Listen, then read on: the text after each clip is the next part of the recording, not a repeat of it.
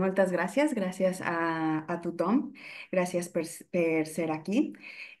Gràcies a la per la invitació a Dixit i gràcies també a totes les persones que participen per la realització d'aquesta conferència. Ara vaig compartir la meva presentació i començarem.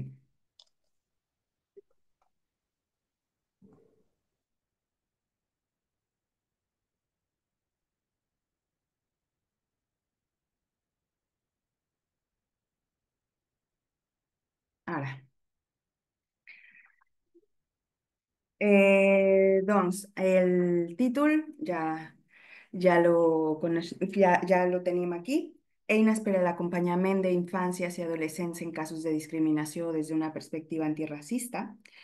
Faré una mica una introducció. Aquesta sessió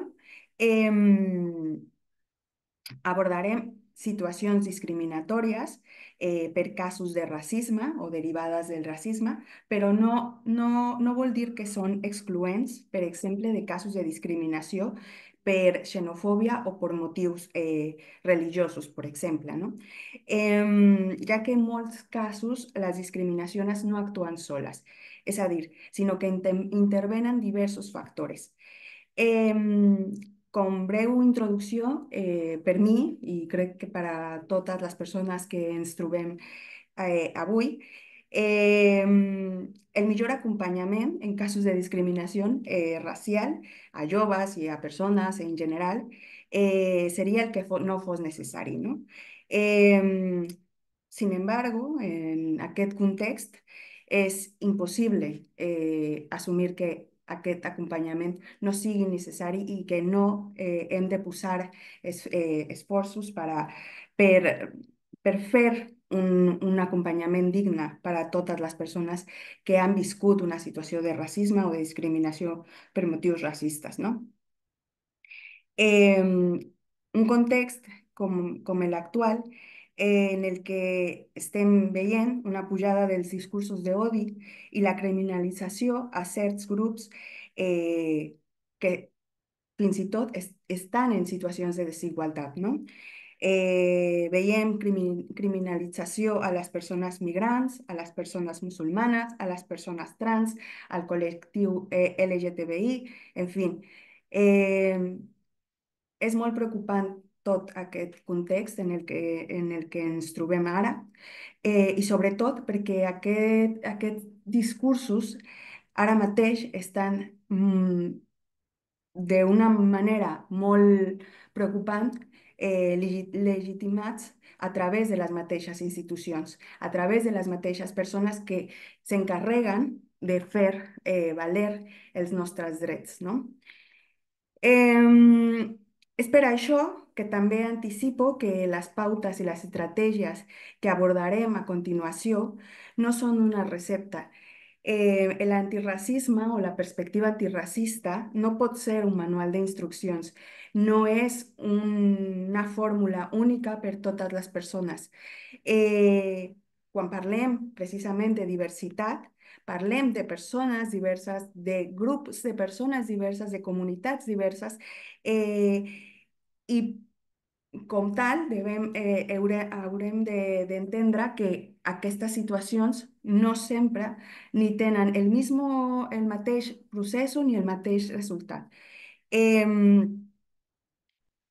Si ben és cert que ara plantejarem una mica d'estratègies, eines de reflexió, de recursos, també voldria dir que les mateixes comunitats, les mateixes persones són les que son las principales conocedoras de sus realidades. Con esto me refiero, o con esto voldria dir que les mateixes comunitats han resistit històricament al racisme i a totes aquestes situacions de desigualtat. És per això que no podem i no seria correcte desvincular ni invisibilitzar el coneixement que ja tenen les mateixes comunitats i les mateixes persones en el procés d'afrontar o de fer front a aquestes discriminacions, no? Y por último, como parte de aquesta introducció, el racisme té conseqüències i aquestes conseqüències no són només en l'autoestima o en la situació individual de les persones, en sus circumstàncies específiques del moment, no. El racisme, com veurem al llarg d'aquesta presentació, té unes conseqüències materials, econòmiques, té unes conseqüències en la qualitat de la vida de les persones, però no només en la víctima, per dir-lo d'alguna manera, sinó també en les persones que estan al voltant d'aquesta persona, no? De la víctima que pateix, però també al voltant de qui està en el seu context més proper. Em, Per entrar en matèria, aquesta conferència porta com a títol Eines d'acompanyament en casos de discriminació adolescents des d'una perspectiva antiracista, adolescents i infàncies. La veritat és que he repensat i he pensat moltíssim el títol perquè cadascun d'aquests elements podrien servir per fer una única conferència o una única exposició per la complexitat de cadascú, no? Com no disposem d'aquest temps, vull començar, perdó, per fer algunes puntualitzacions conceptuals, sobretot perquè sapiguem des d'on parlarem. Quan me refereixo a acompanyament, estic parlant en termes d'intervenció social, és a dir, acompanyament social. Però no és excloent d'altres formes d'acompanyament, és a dir, no necessàriament estem parlant exclusivament de intervenció social en un entorn d'una entitat o no. Pot ser que l'acompanyament sigui des de, per exemple, persones voluntàries que es vinculen a una entitat i fan una mica de suport en certes tasques, no? O, per exemple, personal que treballa dins de la comunitat educativa i que comença a notar certes situacions que poden ser preocupants o alarmants, no? Em, en principi, aquest acompanyament planteja una relació pactada entre dues persones, és a dir, l'acompanyament sempre eh, siempre ha tenido este previo intercambio de esa necesidad a la que se está recurriendo a esa persona, ¿no? Em, y se da en circunstancias precisas, como ya he dicho. Em, en la meva pràctica professional, l'acompanyament que faig és des de l'àmbit social. És a dir, ara mateix, en què podríem parlar moltíssim del procés, per exemple, legal o el procés jurídic entorn a la discriminació, jo no parlaré d'aquestes qüestions perquè jo no soc jurista, no soc advocada, perdó, i crec que aquest àmbit té les pròpies dimensions i les mismes estructures. Jo el que plantejo a continuació és més esta part de l'acompanyament en tot el procés, una vegada que hem identificat o les persones ens han comunicat que estan patint una discriminació. Em, I per tant, quan parlem d'acompanyament social, sobretot en víctimes de discriminació, hem tenir com a punt de partida el reconeixement de l'autonomia i la dignitat de les persones a qui acompanyem. En aquests espais ja lo parlarem al llarg de la sessió, però és molt important, sobretot, assumir que les persones tenen les pròpies seves decisions i que aquestes decisions també tenen una raó de ser. No són simplement des del desconeixement, o pot ser, però també és aquest desconeixement també eh, genera una mena de camí per el qual les persones guían sus decisiones, ¿no? I en tot aquest acompanyament també hem de tenir molt en compte eh, l'escolta activa, que és una cosa que es repeteix constantment en qualsevol tipus d'acompanyament, i la cura mútua. La cura mútua perquè també en aquest procés d'acompanyament poden sortir els nostres estereotips, els nostres prejudicis, els nostres propis biaixos que tenim i és molt important mantenir-nos atentes a totes aquestes qüestions, no? Ara, segona puntualització. El grup del qual parlarem avui és infància i adolescència. No he posat explícitament infància i adolescència racialitzada o migrada perquè crec que aquesta, posar aquesta definició puede excluir, ¿no? Muchas otras posibilidades en las que no simplemente estamos, en las que no ponemos atención en las veces que tratamos o que estamos haciendo acompañamiento o que intervenimos con jóvenes y adolescentes, ¿no? O sigui, la racialització, que ja ara la definiré, és un procés molt complex que no sempre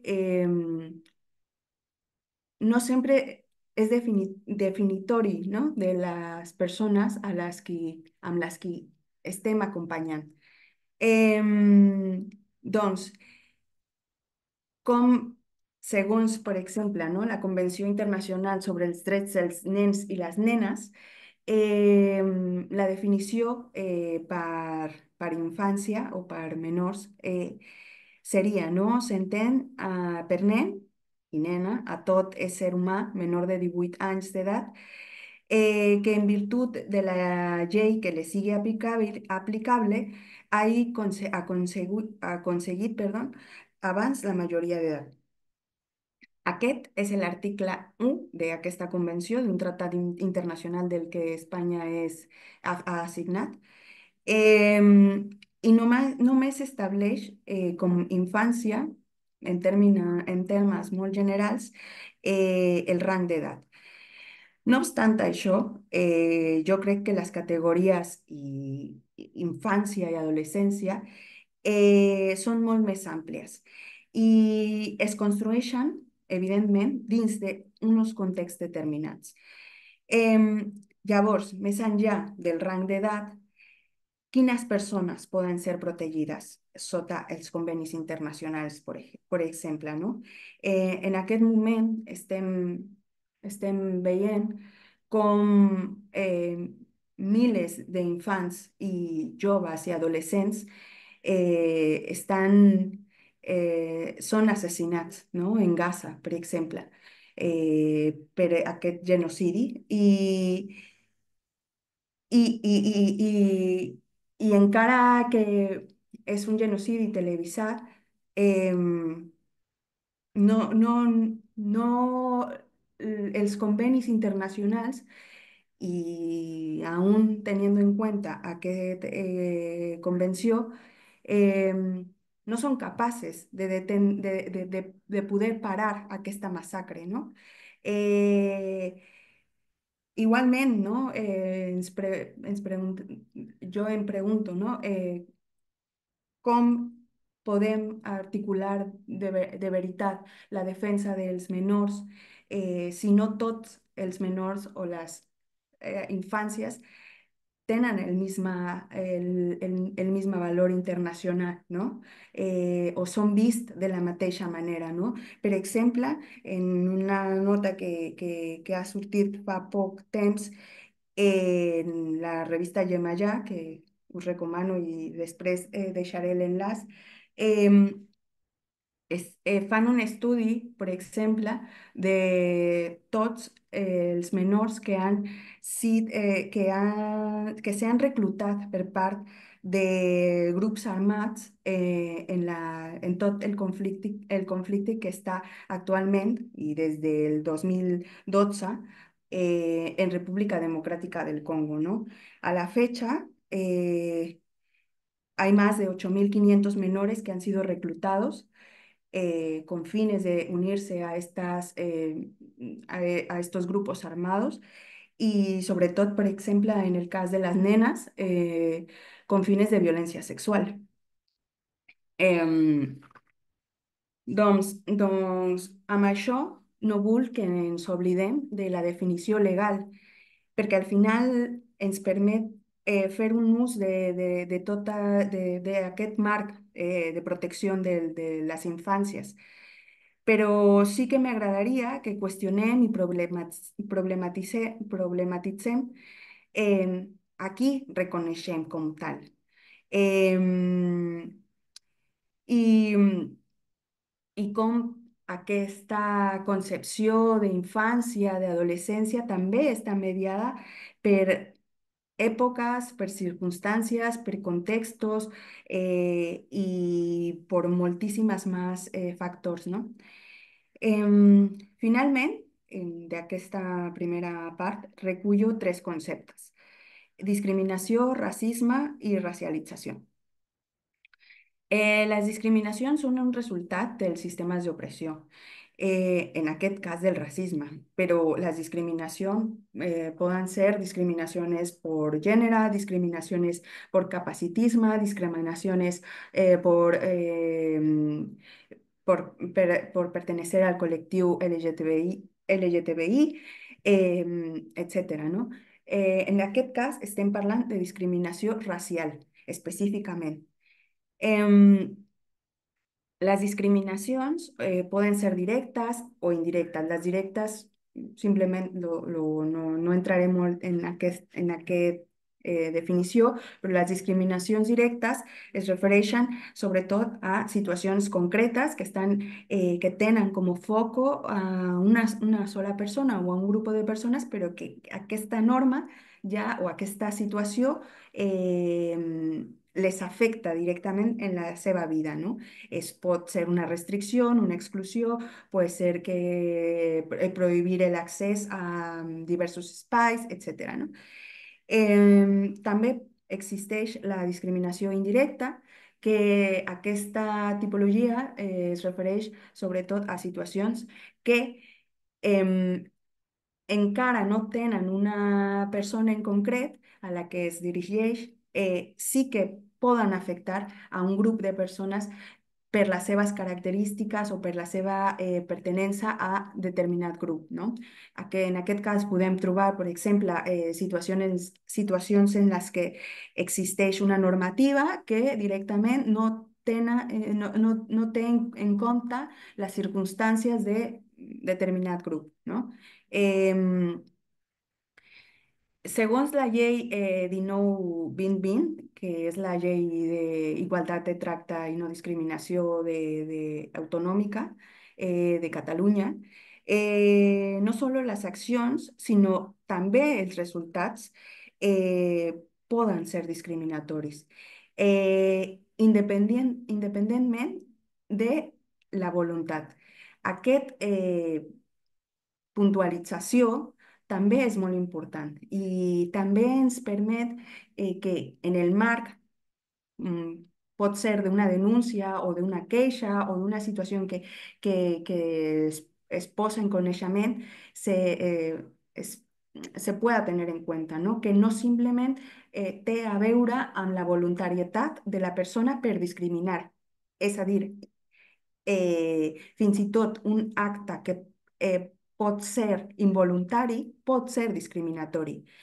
Em, doncs, per ir avançant, el racisme és una estructura social, és un sistema. Aquesta estructura és econòmica, política i ha servit per a perpetuar la dominació d'un grup sota la creació d'unes suposades races. Què vol dir aquest? Que les races, com tal, de manera biològica, ja s'ha dit infinitat de vegades, no existeixen. Però el racisme com tal sí que planteja l'existència d'aquestes races amb l'objectiu de poder establir una jerarquia que té uns orígens colonialistes i que es basen en la supremacia blanca. Em, que ara no veiem de manera quotidiana, per exemple, no? Les cadenes que esclavitzen a moltes persones negres o del sud global no significa que no existeixen. Y esto lo digo porque en moltes ocasiones, quan es parla de racisme a l'estat espanyol o a casa nostra, a Catalunya, també es parla moltíssim que el racisme ja no existeix y que estas cosas solo son de personas, de malas personas, ¿no? Y no es así. Una de estas normativas y situaciones que más afectan a la vida de las personas y que té un clar biaix discriminatori és la llei d'estrangeria, que segurament esmentaré al llarg d'aquesta conversació, no? I aquesta llei orgànica 4/2000 sobre els drets d'immigrants és molt curiós i molt significatiu perquè passa per encima passa per davant de les mateixes lleis, tant la estatal com l'autonòmica, en matèria d'igualtat de tracte, lo cual permite, perdón, que una persona, en función de aquesta llei, de la llei d'estrangeria, eh, mm, pugui ser expulsada del territori. O fins i tot puede ser encerrada en un CIE, ¿no? En casos de personas mayores de edad, ¿no? Doncs el racisme existeix i té unes conseqüències greus i quotidianes. Moltes vegades no volem ver-lo, però està.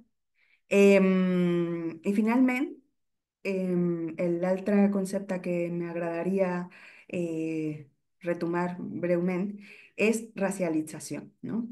La racialització és un procés delimitat per la supremacia blanca a través del qual es vincula una persona a una suposada raça o ètnia a partir de característiques físiques o comportaments reals, comportaments culturals reals o atribuïts, no? La racialització és un procés, no és una identitat. És a dir, quan les persones fem al·lusió a que són persones racialitzades, eh, no significa que sea la nostra identitat, perquè, i no en tots els casos, no?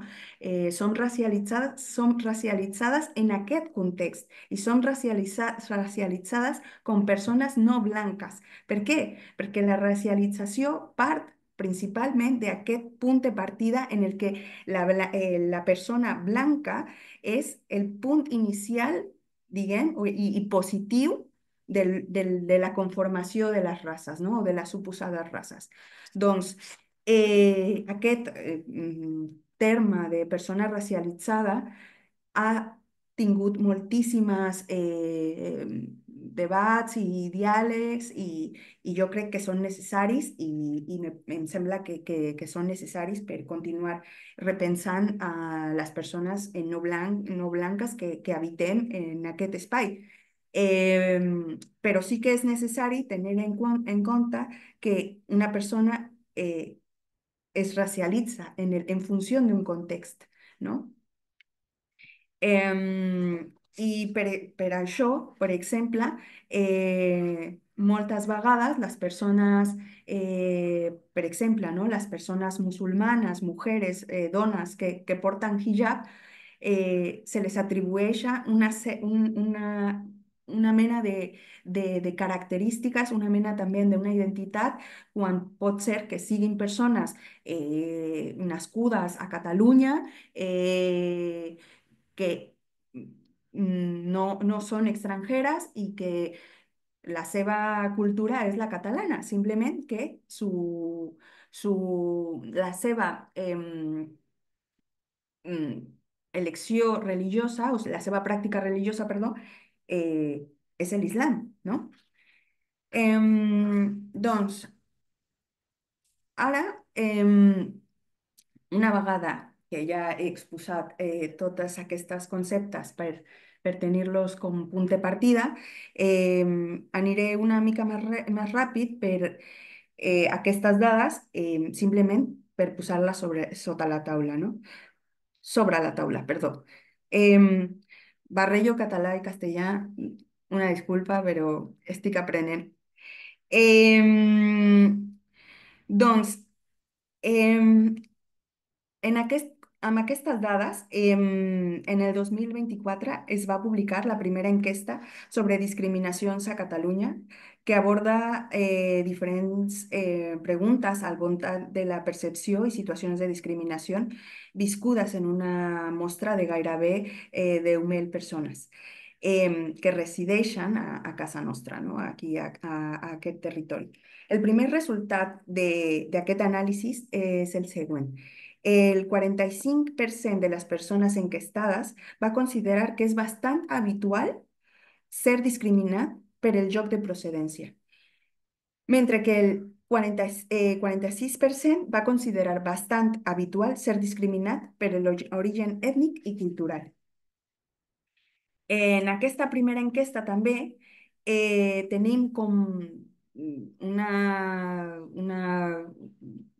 en una pregunta específica que és fins a quin punt creu que són habituals a Catalunya en situacions següents per motiu racista, les respostes desglossades per gènere i per edat donen els següents resultats. En la segona fila, que no sé si es pot veure amb claritat, però que diu rebuig o amenaces a través de les xarxes socials, em, en els joves entre 16 y 24 años han respondido que el 56% que és molt habitual, molt o bastant habitual. I, mentrestant, en algun tipus d'agressió física, també esta franja d'edat ha respondido que el 43% que és molt habitual. Lo cual, per mi, més allà de detenir-nos en cadascun d'aquests punts, denota que entre els joves en joves i adolescents, la percepció d'aquesta discriminació és molt constant.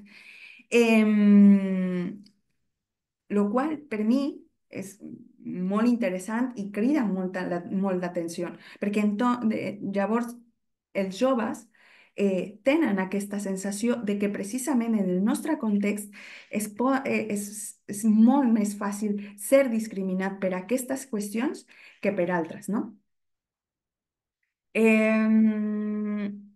El baròmetre juvenil, que passaré molt ràpid, també fa al·lusió a aquesta situació, és del 2019, y nos dice que 7 de cada 10 jóvenes han sufrido algún tipo de discriminación por cuestiones como el género, la nacionalidad de origen o la etnicidad, ¿no?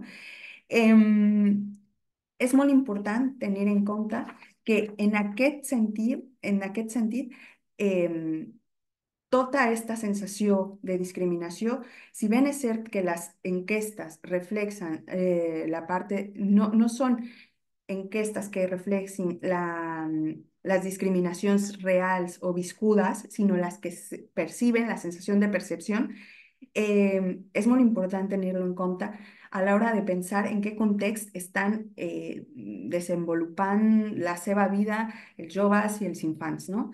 En un context en el que la sensació de la discriminació racial és molt freqüent. Doncs, per passar ara ja a una mica més de context perdó, deixar el context i passar a situacions més concretes i més enfocades en la discriminació a joves, a infàncies. Jo no sé si heu vist abans aquesta portada, ja ho diran als comentaris. I pot ser que en alguns casos ja també la heu analitzat perquè és una portada bastant llamativa i que ha donat molt de reflexió. Em, Ara només em detendré en dos aspectos, a pesar de que, como ya he dicho, es una portada que tiene muchísimo en lo cual podríamos detenernos y de diferentes ángulos. Pero ahora mismo solo me detendré en las dos partes que llaman más la atención, ¿no? En los titulares. El primer, las autonomías del PP rechazan el reparto por ley de menores inmigrantes. Y en el otro costado, la MIN lleva a España a la final. De una banda, veiem aquests menors que ningú vol. Al primer titular, ¿no? En la de las autonomías del PP rechazan a los menores. I dels qui les comunitats, des de l'any passat, però molt més enrere, eh, estan barallant-se per no acceptar-los. Aquest titular és del 2024 i com punt important, voldria dir que en aquell any, en l'any passat, en aquest repartiment de menors, eh, a Catalunya va rebre només, perdó, 31. 31 nois que fueron traídos desde Canarias en toda aquesta situació que ja plantejava vaya, como si fos el fin del món, no? Em, I que aquest any s'ha mantingut també i que ha sigut una mena de joc perdó per l'expressió, però una mena de joc de cartes a veure qui es queda a quants menors i qui no els vol, ¿no? Olvidándonos de que son infantes, infancias, jóvenes que ja per si mateix han tenit un procés duríssim per arribar al nostre territori. Per altre costat, tenim Lamine Yamal, la superestrella del Barça, de la selecció espanyola, qui pot ser sense voler o sense saber, s'està convertint en el referent de la joventut racialitzada, no blanca i de barri, no? Possiblement aquests titulars, un separat de l'altre, podrien tenir una interpretació distinta, però junts posen èmfasis en com es percep a la joventut racialitzada. Eh, I tots dos són, per mi, dues cares de la mateixa moneda, del racisme i dels estereotips que hi ha en la nostra societat. M'explico. A uns d'ells se'ls despulla de la seva qualitat de menors. Són simplement càrregues que l'Estat no vol assumir. Se invisibilitza que són persones que possiblement han enfrontat una sèrie de violències per arribar al nostre territori. No obstant, eh, de l'altra banda, amb Lamine Yamal, el que tenim és aquesta exemplarització de les persones migrades. És a dir, o has de ser exemplar, has de ser el millor, has de ser tot lo magnífico, perquè per fin podem reconocer que eres de los nuestros. Y si no lo eres, pues mala suerte, porque entonces ya no estarás en esa columna, ¿no? No estarás en esa posición, estarás en la otra en la que estará precisamente llena de estereotipos y prejuicios y posiblemente serás esa parte de esa sociedad a la que no se le reconocen sus derechos, ¿no? Aquest és un joc bastant perverso i aquesta portada a mi em sembla molt important precisament perquè denota aquest sistema entorn a els joves racialitzats, no? Perquè molt bé que Lamine Yamal sigui un crac, però no tothom pot arribar a tenir les mateixes oportunitats. I què passa amb aquests nois, aquestes noies?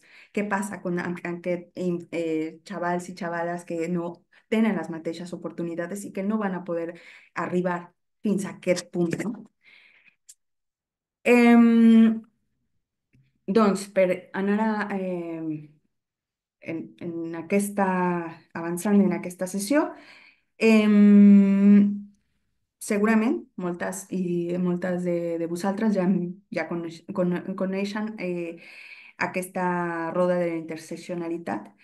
El terme interseccionalitat em, va aparèixer al principi de l'anys 80 gràcies a diverses activistes i escritores, pensadores, però al 90, més o menys, l'advocada i activista afroamericana Kimberly Crenshaw va diguem, posar-lo ja de manera més definitiva, no? Abordar les discriminacions des d'una perspectiva interseccional i antiracista implica entendre que caps dels eixos actuen sols, sinó que les discriminacions precisament són el resultat d'aquestes situacions d'opressió que viuen els joves i adolescents. És per això que en alguns dels casos que hem acompanyat ens hem donat compte que la discriminació no és només per ser un menor migrat o un menor negre, sinó que, per exemple, s'entrellaça amb la bretxa lingüística i dona com a resultat, en alguns dels casos que hem abordat, que aquest menor no sàpiga què està signant en el moment en el que ha de fer un tràmit, per exemple, quan és un menor tutelado per l'Estat, no? Aquestes situacions, eh, evidentment, són una vulneració també al seu dret a la informació, perquè no té la informació de manera accessible. I s'entrellacen, com deia, diversos factores. En uns altres, la discriminació, evidentment, també té a veure amb les condicions socioeconòmiques de les famílies. Llavors, el racisme actua com l'element més evident, pot ser. El que més es nota de totes les situacions que convergen en la vida d'aquest noi o noia, no? Eh, per exemple, no? Quan una família o un noi recibe comentarios racistas o que escolta que a la sortida de la escola es comenta que la seva família, solo por el fet de ser migrant, recibe més ajudes, aquesta situació lo que fa és que invisibilitza tot un context d'empobriment, no? I on la família té unes carències materials i solament queda aquesta qüestió de que per el fet de ser migrant ha de rebre aquestes ajudes o que per la seva nacionalitat o perquè la seva cultura, etc. Doncs hi ha que tenir molt en compte com s'entrelacen aquestes situacions i aquests eixos, perquè de vegades pensar que solament és el racisme puede ser que nos haga perder un poco de vista de manera integral el acompañamiento aquí a los joves, ¿no? Em, ai, ara. Em, en aquest sentit, ara bé, a més d'identificar quins són els eixos d'opressió que poden intervenir en les discriminacions, cal incorporar una mirada integral a la situació i de cara a l'acompanyament, considero que també s'ha de tenir en compte alguns altres elements, no? Que precisament per mi i per moltes persones que ja lo han estudiat i que lo han treballat moltíssim, precisament posen com foc també la perspectiva antiracista per entendre aquestes situacions, no? Em, perquè en aquest casos estem parlant, per exemple, de joves adolescents que ja per si mateix el factor de l'edat pot ser un factor a tenir en compte, no? Per el seu procés de desenvolupament, per el creixement, per tot el que implica el mateix procés d'adolescència, no? Em, com sabem, aquesta etapa és un moment de construcció identitària. Però les identitats no són caixes estàtiques, sinó que estan en constant transformació, negociació, negació i acceptació. En aquests casos, molts dels joves i adolescents, sobretot els quals porten ja un temps d'escolarització, per exemple, en el nostre territori, em, comenzaran a notar las diferencias culturales, físicas, religiosas que els envolten. Algunes poden ser molt petites, algunes molt grans, però començaran a ser conscients que aquestes situacions no són les mateixes en les diferents persones amb les que conviuen, no?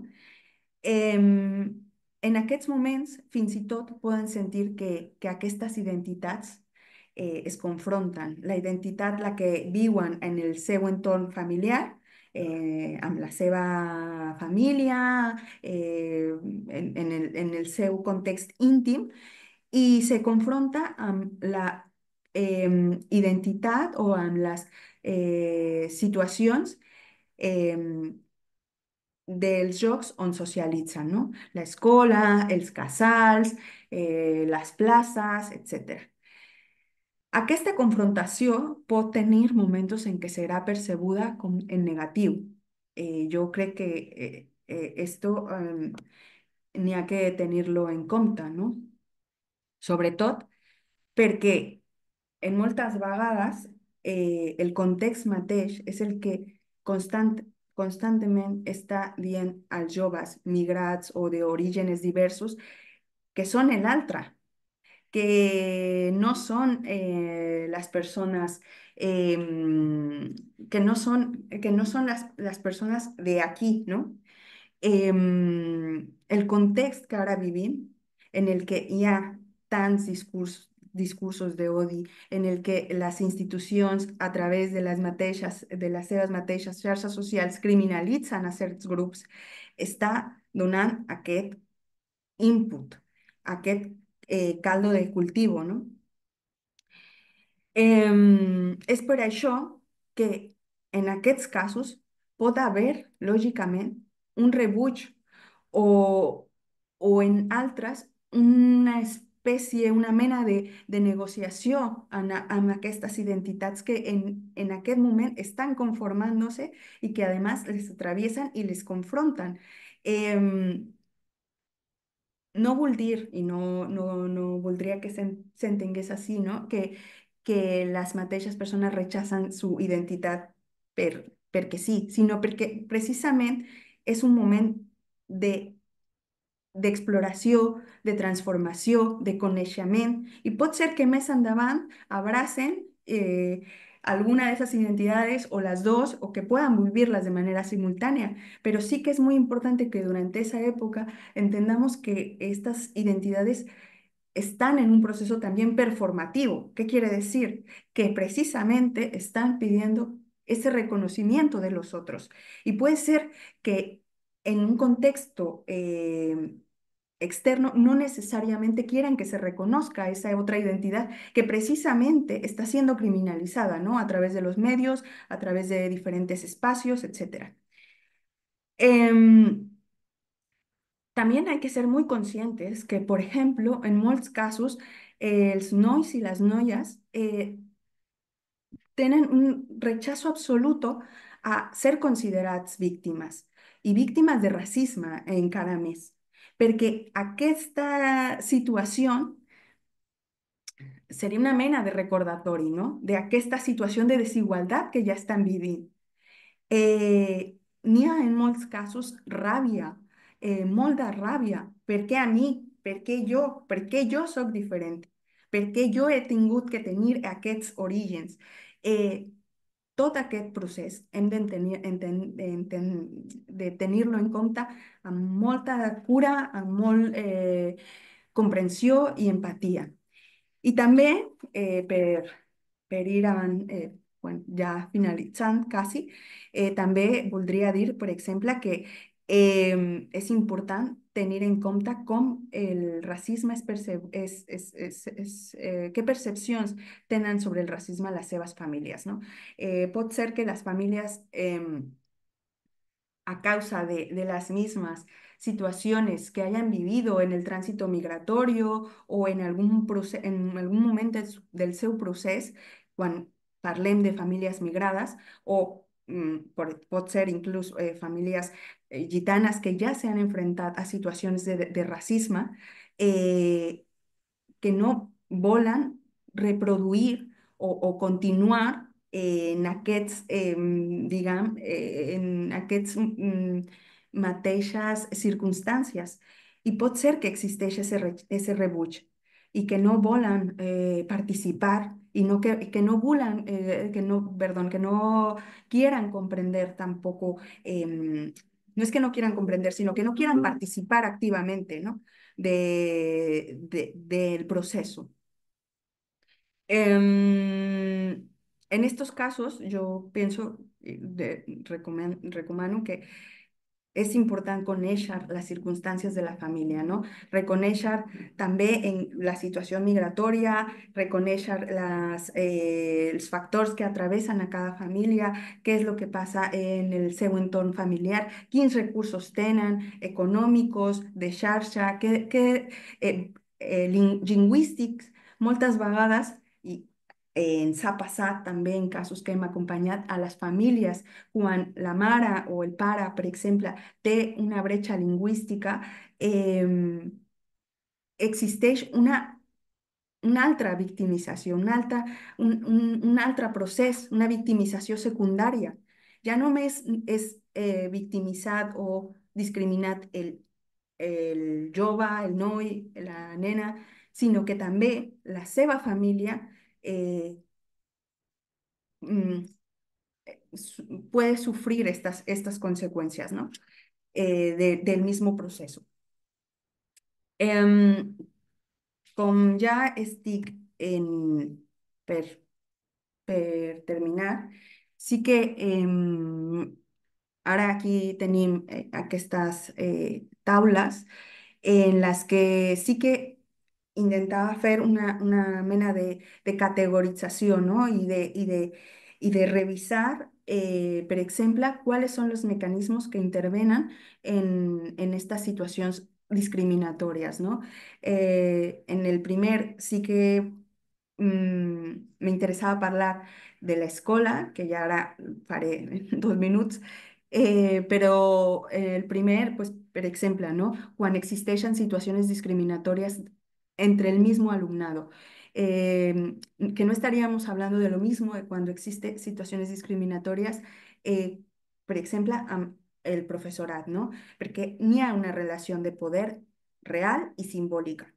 En aquest casos, és molt important tenir com recursos, com eines de reflexió i d'acompanyament també saber com es visibilitza la diversitat dentro de la nostra societat.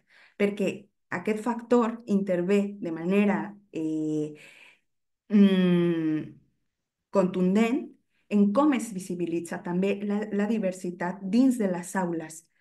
Em, I en altres casos també tenir en compte que qualsevol persona pot cometre alguna discriminació. És a dir, en el cas de professorat, per exemple, i jo lo he sentit en algunes vegades, el professorat pot ser una meravellosa persona, pot ser que sigui el millor professor, però pot ser que també tinc biaixos dels que no és conscient, o que sí és conscient, també, no ho sabem, no? Però que no per no intentem deixar el racisme o els indicis de discriminacions solament com situacions menors, no? Com situacions que no tenen importància, perquè precisament és un factor decisiu per a que els nois i les noies parlen de la situació que estan vivint, no?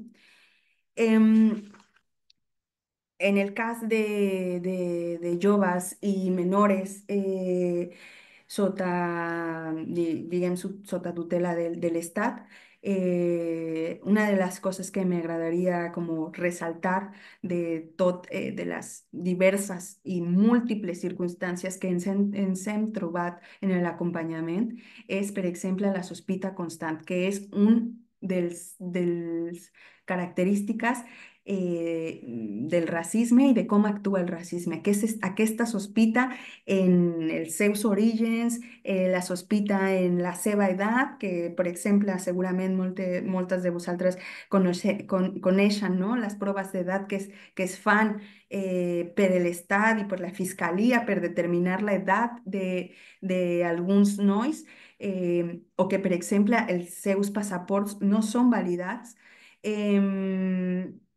I m'agradaria dir que el racisme institucional en aquests casos mata i les polítiques migratòries maten i tota aquesta defensa de la seguretat eh, eh, és simplement una excusa en moltes vegades per seguir criminalitzant a molta d'esta infància. Se'ns olvida que són infants i solament posem el foc o el racisme intenta que posem el foc en la seva condició de migrants, no? Per això, en l'anterior també he posat per aquí, lo comento, es recomano moltíssim el dossier de la directa, que poden consultar també en línia, ja posaré l'enllaç. I aquest llibre, que si no que lo recomano moltíssim i que per entendre molts d'aquests mecanismes també molt vinculats a tota aquesta hipervigilància a certs col·lectius, sobretot de persones i de nois d'infància i adolescència musulmana, no? I de manera molt breu, molt ràpida, sí que també me agradaria destacar, per exemple, que l'últim informe de Provivienda destaca que el 99% de les immobiliàries accepta clàusules racistes per part dels propietaris a l'hora de llogar pis a les persones estrangeres. Em, Aquest fet és alarmant i té conseqüències en la vida dels nois i noies, no? Sabem que la crisi d'habitatge que estem vivint és impressionante, perdó, i que està deixant fora a moltíssimes persones, no només migrades, no només racialitzades, però té un especial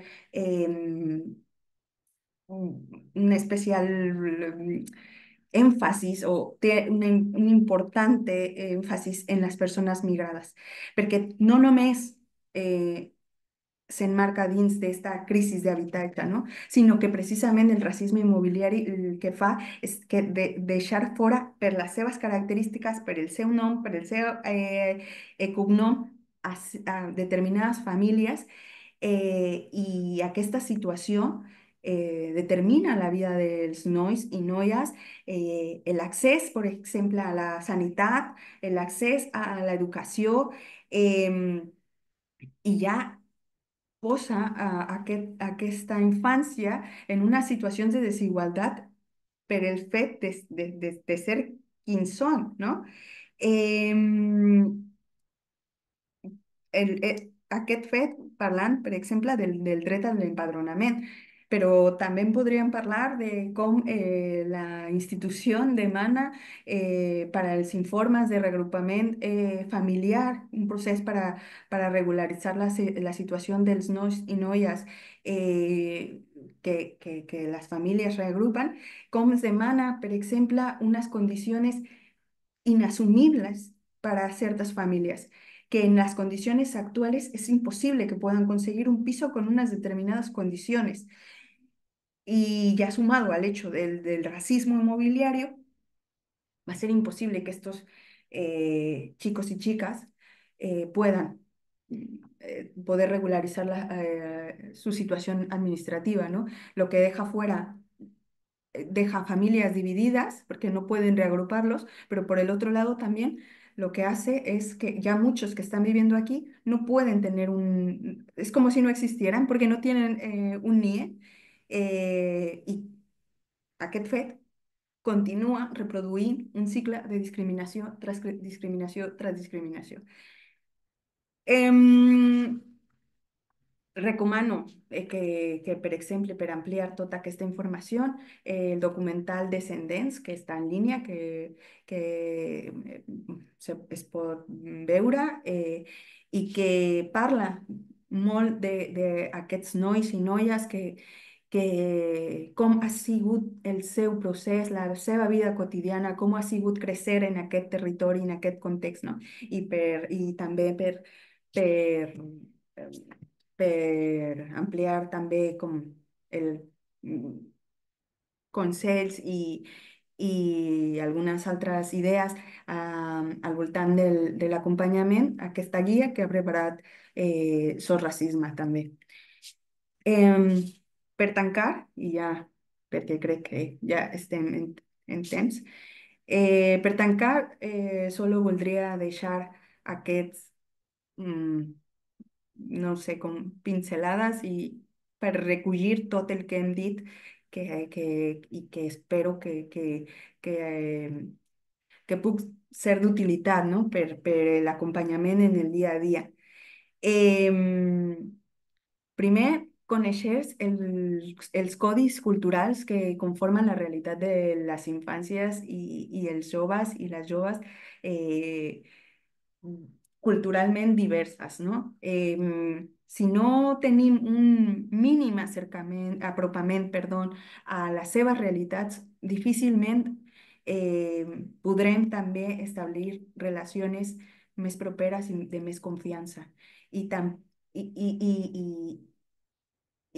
pot ser que en aquest intercanvi podríamos seguir manteniendo y perpetuando relaciones de poder. Dos, brindar espais segurs i relacions de confiança, que és el que deia del primer, no? Del primer cas. Tres, identificar la situació discriminatòria i qui intervé. Molt important saber que quan parlem de discriminació, parlem també de vulneració de drets. De drets. No estem parlant de favors, no estem parlant de qüestions que s'han de fer perquè són bones persones, no. Són drets que s'estan vulnerant. I per això és important conèixer també quin és el dret que s'està vulnerant. Quatre, comprende la situació vital del nen, la nena i l'adolescent i les seves famílies. Com deia, no totes les persones, per exemple, volen denunciar en casos de discriminació, que ja m'agradaria parlar una mica més sobre aquest punt, però no hi ha temps. Però les persones, el punt final, per exemple, en una situació de discriminació, no és la denúncia.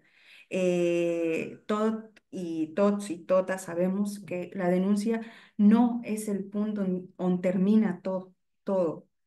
Eh, per tant, és important també conèixer les seves situacions vitals, l'entorn, per una mica de proposar recursos, proposar eines i espais, perdó, per poder fer-li front al dany, eh, i acompanyar el procés, sigui qual sigui. 5. Reconeixement del racisme a tots els àmbits de la vida. Si no reconeixem que existeix el racisme i que té un impacte en la nostra vida quotidiana, difícilment podrem veure, perdó, les discriminacions racials. Eh, jo en cada xerrada o en tallers o en sessions que faig pregunto, no? Qui es beneficia del racisme? Perquè clarament hi ha qui si es beneficia. Eh, I quan reflexionem sobre aquesta pregunta, ens donarem compte que pot ser tothom ens beneficiem del racisme. I és molt pervers, però és així. I com i en la mesura que podem implicar-nos, també podem establir relacions de solidaritat. No només d'ajuda, sinó de solidaritat real. I finalment, molt important, que en tot el procés d'acompanyament, una de les bases sigui la transparència, tant en el procés com en les expectatives, com en els resultats. La transparència, intentar fer accessible en tot moment, d'una manera evidentment adequada per a les persones, eh, tot aquest circuit en el que en el que hem participat o en el que estem, etc.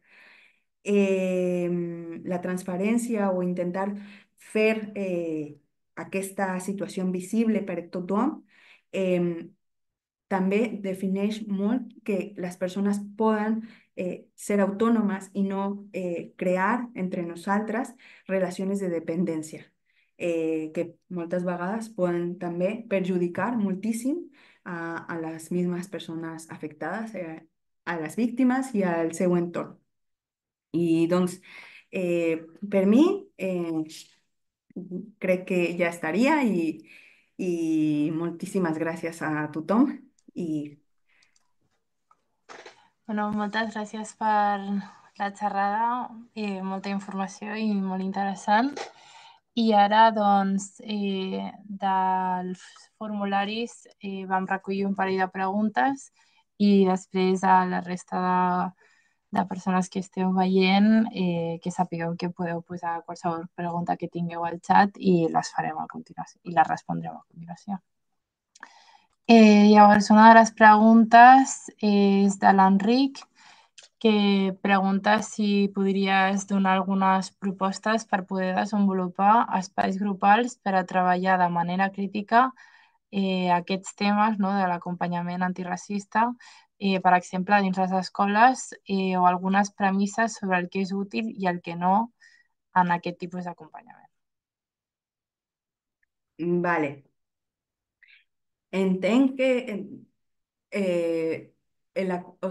o sigui, la idea seria com generar espais entre l'alumnat, no? Per parlar de discriminació.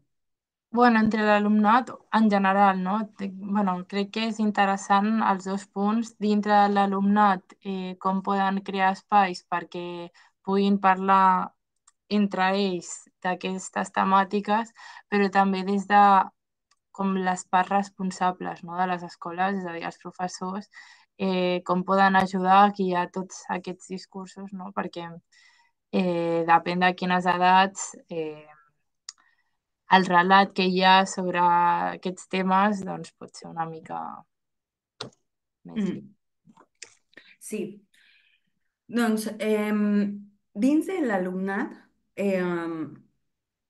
jo crec que és molt important que totes les persones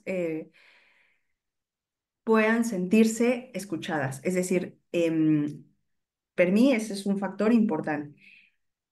I també és un repte, és a dir, no és fàcil, perquè ho hem fet en algunes situacions, no és fàcil que els nois i les noies eh, puguin ser empàtics també a situacions de discriminació que, per exemple, qui no els ha viscut, que puguin tenir aquesta mena d'empatia.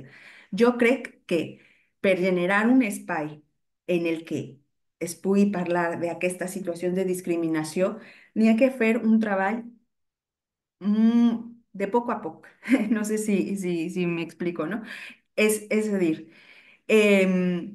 plantear, ir treballant davant de què significa o cuáles son las implicaciones que té una discriminació en la vida quotidiana, no? De qui els pateixa. Perquè possiblement, en molts casos, les discriminacions no seran les mateixes, però sí que podran ser una mica semblants, perquè comparten espais, perquè comparten també edats, perquè comparten no necessàriament seran les mateixes. Pot ser que alguns d'aquests nois i noies no hagin viscut una situació de racisme, però pot ser que hagin viscut una situació, no ho sé, de capacitisme amb algun familiar o alguna situació que planteja aquesta desigualtat. Jo sí que penso que anar treballant a poc el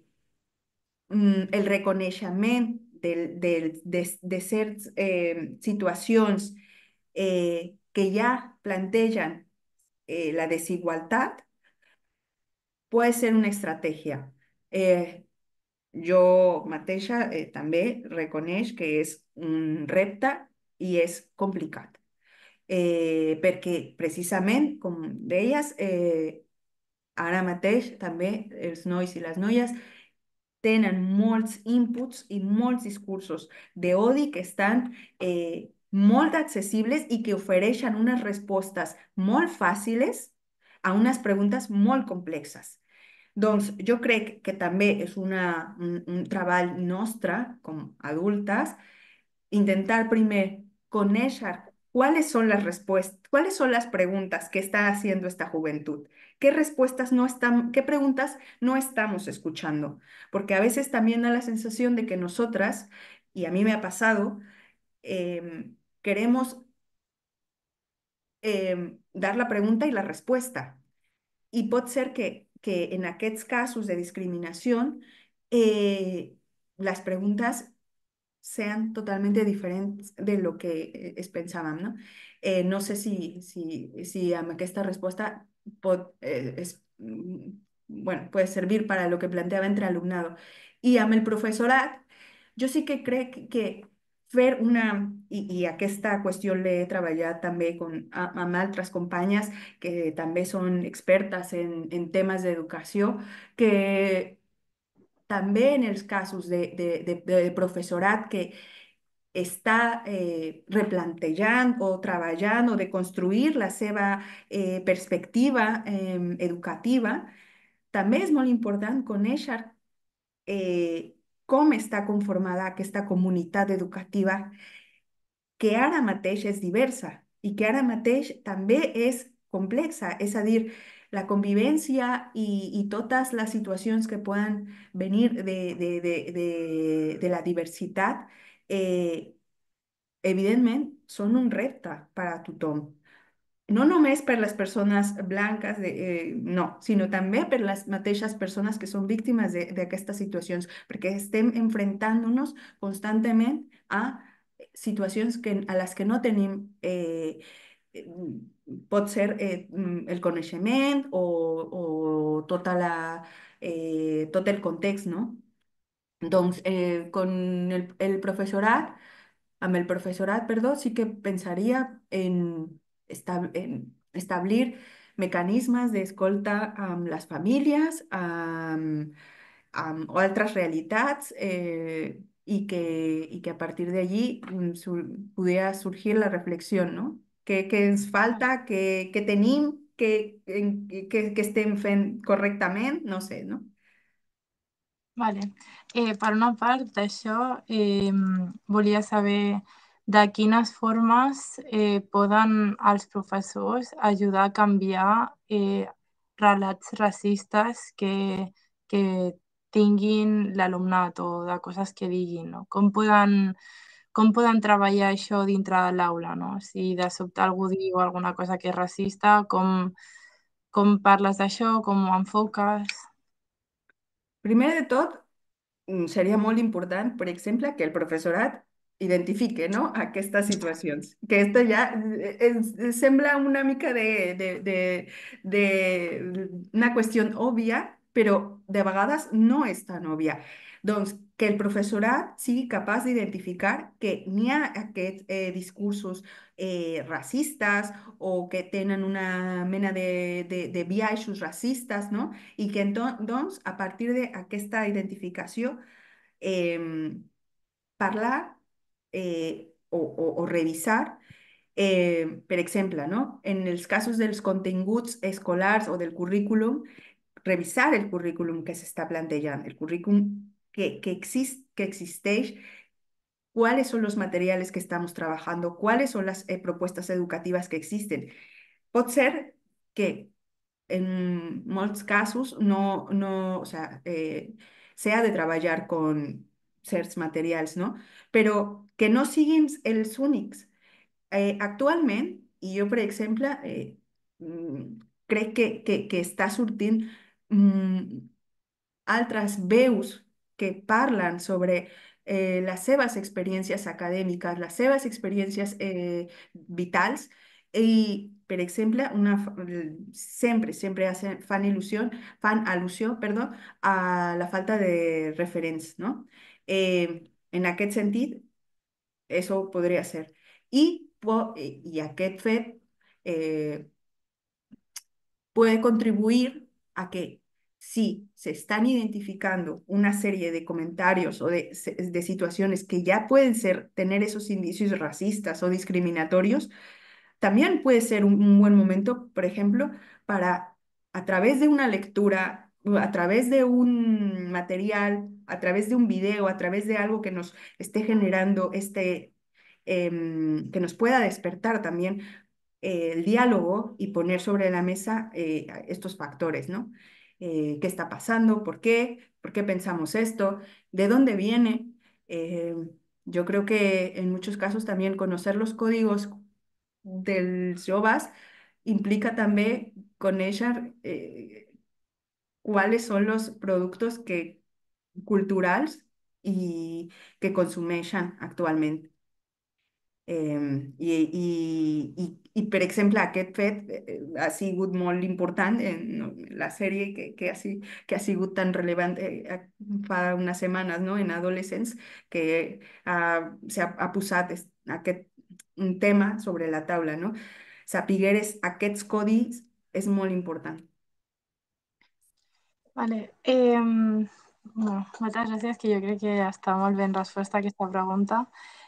També volia preguntar com es pot ajudar els infants a conciliar la seva identitat amb la cultura que hereden de les famílies i la cultura que viuen a Catalunya, no? O al lloc on viuen.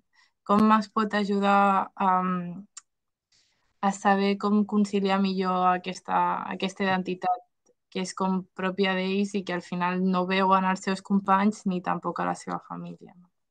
Sí. Mira, jo contestaré una mica amb un exemple que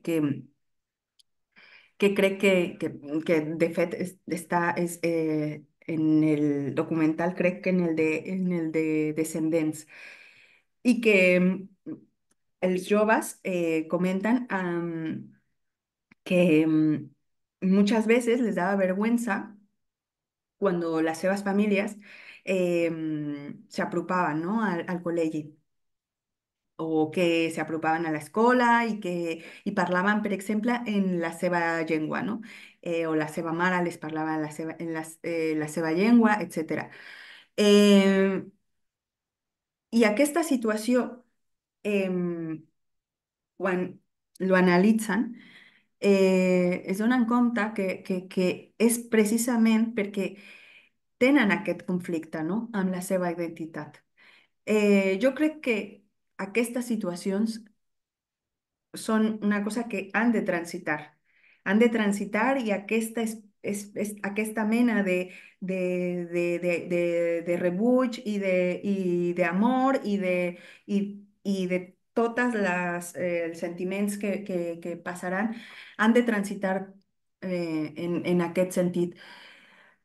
Lo que sí que crec és que em, hem, com societat i com persones adultes que acompanyem aquests nois i noies, eh, parlar precisament, primer, del racisme i de les situacions que poden viure alrededor i que d'una manera, òbviament, accessible, però també mm, que puedan tener a su alcance y de manera cercana esta estos ejemplos o estas personas que ya han vivido ese tránsito, ¿no? Y que sus identidades, sea que abracen o sea la que sea con la que al final puedan construir, porque seguramente las construirán en función de toda esa multiplicidad, eh, que tenga estos factores positivos. Es decir, no solamente soy un migrante de tal origen o de tal cultura, soy un joven de tal, de tal, de tal, de tal. Son muchas cosas. Y estas cosas, muchos factores, al final son un rompecabezas que poco a poco se irá armando, pero que también es muy importante posar en valor y posar en valor tan la cultura de la tierra en la que vivim com les altres cultures. I aquesta labor, aquest treball sí que ens implica a tothom. Jo crec que així podria ser. Vale. I després, bueno, que ho has comentat per sobre, no? Però deies que és una mica com un fenomen el fet de que les famílies no denunciïn els casos de discriminació i que com que es porti en silenci o que intentin com no donar massa como revuelo, ¿no? Por esto. Sí, eh, en general, els discursos d'odi i les discriminacions són, sobretot per racisme, són les que menos se denuncian.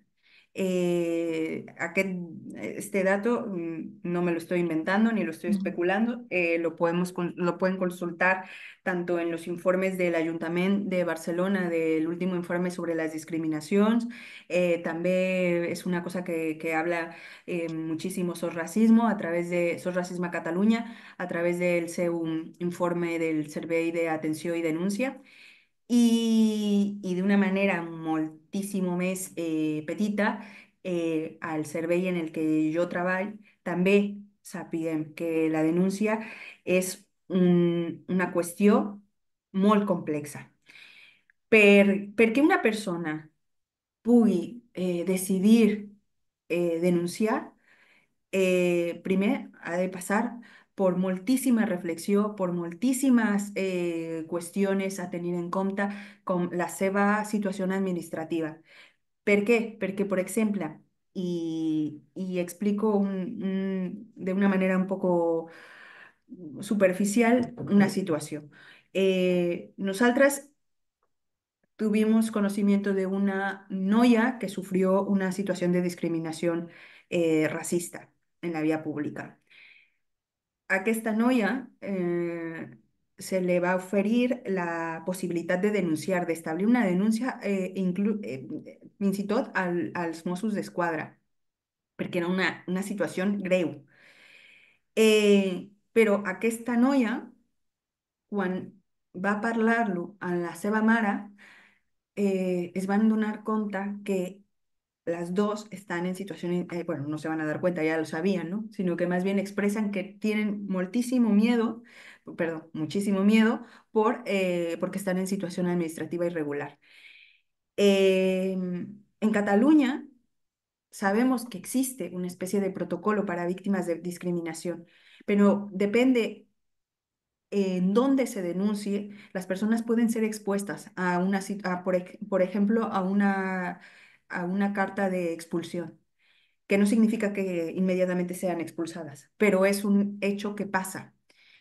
Entonces, las personas, sobre todo quienes están en situación administrativa irregular, tienen muchísimo miedo de que del hecho de presentarse en una comisaría a denunciar un delito, sea el que sea.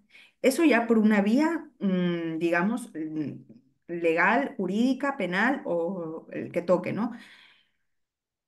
Cuando hablamos, por ejemplo, también de discriminaciones que se dan en un contexto con las administraciones públicas, muchas veces las personas no quieren tampoco denunciar porque esa persona con la que están, con la que han sufrido esta situación discriminatoria está en su vida cotidiana.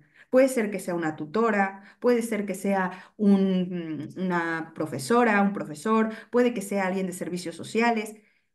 Entonces, en muchos casos, el miedo y que estas relaciones de poder se sigan perpetuando y que sigan siendo, teniendo consecuencias, generan que las personas tengan desconfianza.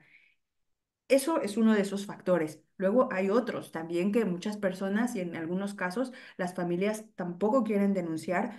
eh, Primero porque, como decía en un principio, hay una concepción también del racismo y de cómo es, de lo que significa el racismo. Es decir, en muchos casos o en algunos, las familias, pues posiblemente el niño o la niña, adolescente, ya ha nacido aquí, pero sus padres han hecho un trayecto o han vivido el racismo con unas situaciones posiblemente traumáticas. Y, y en muchas ocasiones o en algunas no quieren volver a vivir algo así, ni que sus hijos sean señalados como o señaladas como víctimas de racismo, porque lo vinculan inmediatamente con algo gravísimo o con algo que es totalmente desproporcionado o con algo que evidentemente no tiene nada que ver con sus vidas, ¿no? Em, el rechazo puede venir de muchas maneras y la denuncia además es que es un proceso complicado y difícil, y no todo el mundo tiene los recursos y las herramientas para poder llevarla a cabo, dependiendo obviamente del tipo de denuncia que sea, ¿no? Vale, pues, bueno, moltes gràcies. Com ja són 2:15, hem de donar per acabar aquesta activitat. Esperem que us hagi estat profitosa i volem donar les gràcies a la Lucero per compartir els seus coneixements i la seva experiència personal i professional. En uns minuts rebreu una enquesta per valorar la xerrada i d'aquí uns dies un altre correu amb l'enllaç al vídeo de la conferència. Feu-vos del Club Dixit per estar al dia de les novetats com la xerrada sobre l'ús de la demografia per fomentar discursos excloents el 5 de maig i moltíssimes gràcies per la vostra assistència i fins la propera.